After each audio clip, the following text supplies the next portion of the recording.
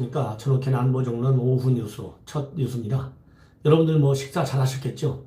지금 이제 백원우 전 청와대 민정비서관 진문 중에 진문 핵심 실세죠. 민정비서관이 1급짜리인데 국회의원을 2번 하면서 당시 1급짜리인 민정비서관에 갈 때도 말이 좀 있었어요. 그렇지만은 민정비서관 적임자라 해가지고 간 사람이 바로 백원우입니다.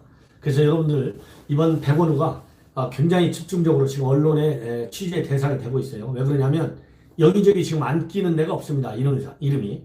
예를 들어 지금 현재 우리 자유한국당에서 국정조사를 신청한 3대 친문 게이트, 이 3종 세트, 여기에 전부 백원우가 등장하는데 그 중대성은 바로 뭐냐면 백원우 위에 또 누가 있어요? 조국이 있지 않습니까? 그럼 조국과 백원우가 이런 3대 국정조사, 우리 한국당이 제기하고 있는 이런 의혹 사건에 관해서 어느 정도나 개입을 했는지, 이 개입은 제대로 된 민정수석실 권한 범위 안에서 이루어진 것인지, 그 범위 밖에서 이루어진 것인지, 그 다음으로는 백원우 비서관은 민정비서관이기 때문에 대통령 친인척 관련 사항이 고위 업무인데 하나인데, 이 고위 공직자들 또 선출직들과 관련된 그러한 사건에 개입할 수 있는지, 월권이 아니냐, 이런 문제가 계속 제기되고 있기 때문에 백원우가 언론의 집중적인 대상이 되고 있어요. 그렇다면 여러분들 백원우 이 사람이 이름이 계속 울리는 3대 의혹 사건은 유재수 전 부산시 부시장, 이 청와대 민정수석실의 감찰 무마 사건, 그 다음에는 김기현 전 울산시장에 대한 청와대 하명 수사 의혹, 세 번째로는 우리들 병원 하면 노무현 대통령 때 가장 친한 병원이 바로 우리들 병원이었잖아요. 이 우리들 병원에 대한 산업은행의 특혜 대출 의혹, 이러한 그 3대 의혹 대상, 여기에 전부 백원우 현재는요 청와대 민정비서관을 떠나가지고 민주연구원, 내년도 총선 밑그림을 그리는 민주연구원의 양정철 원장을 모시고 있어요. 부원장으로 있습니다. 이렇기 때문에 키맨이 바로 백원우다. 이렇게 해서 지금 온갖 언론에서 백원우 이름이 다 떠오르고 있는데, 그렇기 때문에 앞으로 저도 그동안에는 조국이라는 이름이 대한민국을 뒤흔들었지만 앞으로 몇 달간은 백원우라는 이름이 대한민국을 뒤흔들 가능성이 있는 의혹의 핵심에 있다. 이렇게 말씀을 드립니다. 그래서 제가 지금 백원우 관련 이건 주간조선에 나와 있는 내용인데요. 그것을 압축해서 제가 정리해 드리도록 하겠습니다. 이 백원우 이 정도면 여러분들 뭐 이제는 어느 정도 실세했는지 어떤 사람인지 다 아시겠지만 조금 더 자세하게 우선 이 사람에 대해서 이 기본 백그라운드 지식으로 알려드리면, 동국대 사대부고를 나왔고요. 고려대 신문방송학과, 고려대 정책대학원에서 공부를 한 사람이고, 정치 입문은 고 재정부 의원을 만나게 돼서 이 정치에 입문했다. 이렇게 되어 있고요.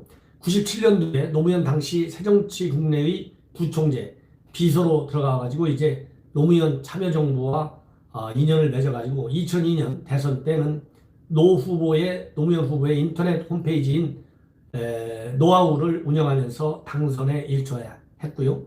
그리고 대통령직 인수위 전문위원을 거쳐서 참여정부 대통령 비서실 민정수석실에서 행정관을 역임했습니다. 그래가지고 그 덕으로 총선에 도전해가지고 17대 18대에서 국회의원을 했어요. 그리고 노무현 대통령 연결식장에서 이명박 대통령 헌화할 때 여기가 어디라고 이렇게 고함을 질러가지고 난리를 일으켜서 유명세를 날린 사람이 바로 백원우예요. 그러다가 최근에는 드루킹 사건 아시죠? 김동원 씨의 오사카 총영사 인사 청탁과 연루됐다는 의혹을 받았는데 증거 불충분을 해서 최종적으로는 무혐의 처분을 받은 사람입니다. 그 다음에 2002년도 노무현 대통령 정무비서를 지내가지고 노무현 대통령 취임과 함께 민정수석실 행정관을 역임했고, 2017년도 5월 문재인 정권이 들어서면서 19년 1월, 그러니까 지난 올해 1월까지 조국 밑에서 조국과 손발을 맞춘 인물입니다. 그런데 조국보다도 훨씬 힘이 세다라고 하는 말을 자주 들어올 정도로 엄청난 실세 중에 실세. 그러다 보니까 지금 민주당의 싱크탱크인 민주연구원 부원장으로 가 있고, 최근에는 양정철과 함께 총선 불출마 선언을 해서 주목을 받은 사람입니다. 제가 왜 이렇게 이력을 길게 말씀드리냐면 이 정도 재정부로부터 시작돼가지고 노무현 대통령의 측근, 그리고 이어서 문재인 대통령의 측근으로까지 부상하는 그 과정을 아셔야, 백원우가 왜 이 3대 의혹의 핵심 인물 중에 하나로 떠오르고 있고 왜 인구에 회자하는지 여러분들께서 충분히 이해하실 겁니다. 국회의원 한 번 하고 이 청와대 1급 비서관으로 가는 경우는 종종 있어요. 그런데 재선의 국회의원이 이 국회의원보다 계급이 낮은 1급 비서관하고 가는 경우는 매우 이례적입니다. 아무리 청와대를 잘 안다 하더라도 뭐 백원우가 없으면 민정수석실 안 돌아가나요? 그 정도 되면 민정수석실 문 닫아야 되는 거죠. 그럼에도 불구하고 이선 의원임에도 불구하고 좋게 얘기하면 계급을 낮춰서 겸손하게 민정비서관이라고 하는 요직을 찾았는데 이 요직에 앉아가지고 이 의혹의 핵심 인물로 등장했어요. 그 얘기는 역시 요직은 요직이다. 그리고 이렇게 이 3대 의혹에 들어갈 정도가 됐다라고 하는 것은 그것이 불법이냐 불법이 아니냐를 떠나서 이런 의혹을 받는다는 자체가 상당한 힘이 상당히 센 사람임에 분명하다. 이런 얘기가 나올 수 있습니다. 그래서 당시에 이 박형철 반부패 비서관이 이 김기현 사건을 넘겨준 거 분명히 기억하고 있고 그 당시에 정식으로 수사 의뢰하자 이런 얘기를 했지만 그냥 넘겨줘라. 이렇게 일방적으로 백원우가 지시 정도로 세게 얘기하는 바람에 그냥 넘겨줄 수밖에 없었다. 이런 얘기까지 지금 나오고 있는 거 아니겠습니까? 그 정도로 실세라는 것이죠. 자, 그렇다고 한다면 우리들 병원과 관련된 의혹, 이 아까 말씀드린 대로 주간조선에서 사실 우리들 병원에 대한 산업은행의 특혜 대출 의혹 맨 먼저 지난 2월 달에 주간조선이 보도해가지고 지금 이제 12월인데 한 9달 만에 다시 이제 뜨거운 감자로 부상했어요. 그 당시에 주간조선은 뭐라고 보도했냐면 청와대 민정수석실 산하 민정비서관실에서도 이 사건에 대해 보고를 받았다. 이렇게 보도한 바 있습니다. 그 당시에 민정비서관 백원우가 이 사안을 직접 챙겼던 정황이 지금 드러나고 있는데 그 당시에 직접적인 1차적 담당관은 그리고 이 사람은 이제 백원우는 비서관이니까 그 밑에 행정관은 누구였냐면 윤규근 총경이에요.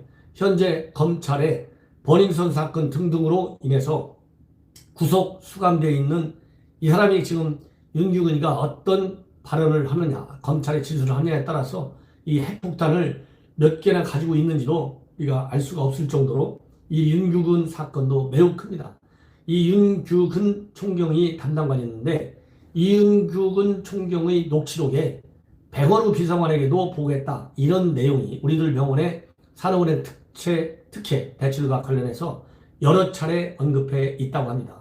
그리고 우리들 병원 하면 이제 김수경 우리들 리조트 회장인데 이 핵심 관련자인 김수경도 주변에 이 사건과 관련해 가지고는 백원우는 내가 잘 알고 있어. 백원우에게 얘기할게. 이러한 취지의 발언을 주변에 많이 하고 다녔다. 이것이 주간조선의 취재 결과 확인되었다고 합니다.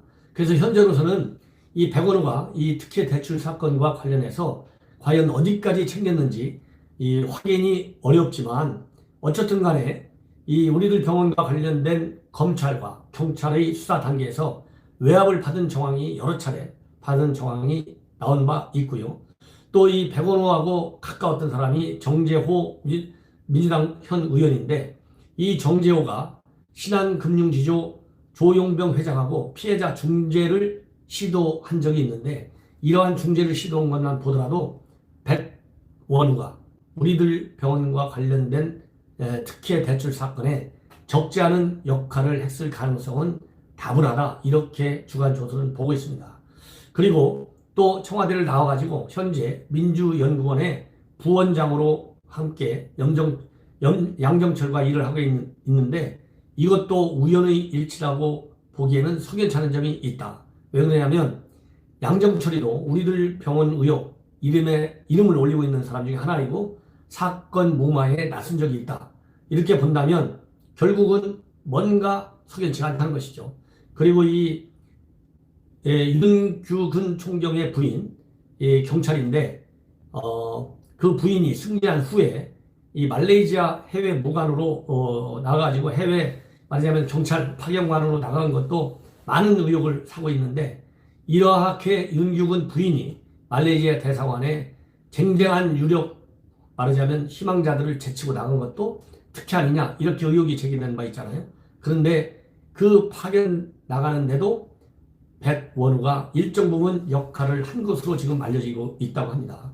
이 정도가 되면 이 백원우의 이 파워, 속된 말로 파워가 과연 어느 정도나 되는지 충분히 짐작하실 수 있을 겁니다. 그리고 유재수 감찰 무막 관련해서도 금융위에 이 소관이 박형철 반부패 비서관 소관이거든요. 고위공직자니까. 그러면 박형철 비서관이 금융위에 통보를 해줘야 되는데 박형철을 제끼고 직접 통보해준 사람이 또 백원우예요. 자, 이 박형철 원칙대로 수사하자, 유재수 사건에 대해서 그렇게 얘기했습니다.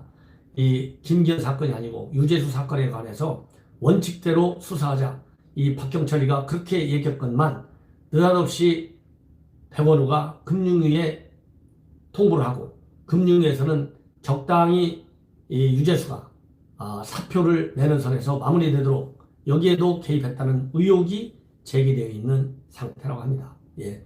자, 어떻든지 간에 이렇게 백원우가 자기 비서관, 동일한 계급의 비서관, 박형철 비서관을 제끼고 여기저기 튀어나오는 걸 보면 실세인 것만은 분명했던 것 같습니다. 예. 그리고 이 김기현 사건에 관련해서도 이 백원우는 당시 민정수석에게 보고할 만한 사안도 아니다. 비서관실 업무 분야에 따라서 즉 행정적 처리일 뿐이다. 이렇게 얘기하면서 이 없는 의혹을 만들어 논란을 벌릴 것이 아니라 경찰이 청와대로부터 이첩받은 문건의 원본을 공개하면 된다. 이렇게까지 항변하고 나선 사람이 바로 백원우예요. 그렇기 때문에 이제 서울중앙지검에서는 곧 조만간 이런 백원우 부원장을 불러가지고 이 첩보보고, 김기현 관련 첩보보고를 건넨 경위와 입수 경로를